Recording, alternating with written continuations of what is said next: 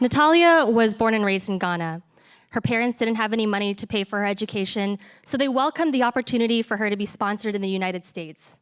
And shortly after Natalia arrived, she was physically and sexually abused by the father she was living with. And for the next 6 years, she was forced to cook, clean, and take care of 3 children, working up to 18 hours a day without compensation or the education she was promised. This is an example of human trafficking, where forced fraud or coercion is used to exploit someone for labor or sex. It's one of the largest and fastest growing international crime industries, generating $32 billion a year. It exists because traffickers see humans as exploitable labor, and they typically target those who are already vulnerable, socially, emotionally, psychologically, financially. And these are people who are looking for love, family, and freedom, and they find ways to exploit that. They target abused and neglected girls and force them to have sex with other men for money.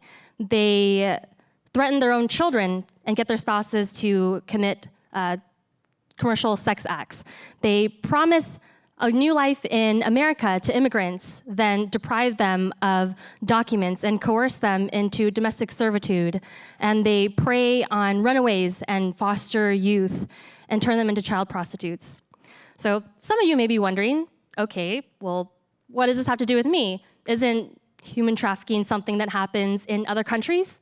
Well, unfortunately, it's something that's prominent in our own backyard. And the Bay Area is a major hub for this. This is supposed to say that 17,500 people are trafficked into the US every year, and 300,000 to 500,000 American-born children are coerced into prostitution, wrapping into that total of 27 million estimated people living in slavery today. But I can't throw all these big numbers out at you. It's too hard to estimate how many people are actually in slavery because it's hidden in plain sight. Many victims don't even realize that they're being trafficked.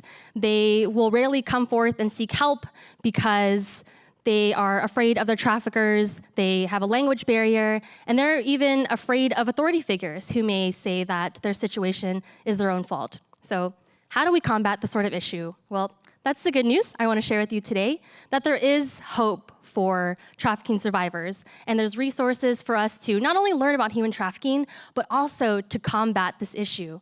There are 5 ways I want to share with you today. The first of which is to educate yourself and others. 5 minutes is not enough time to educate about human trafficking, so you can hold screenings for movies like In Plain Sight and Nefarious. You can read books or keep up to date with news articles on slavery happening in your neighborhood. You can learn the signs of human trafficking. You may come across an establishment that has excessive video surveillance and bars on windows designed to keep people in instead of out. The Polaris Project website has a great list of signs.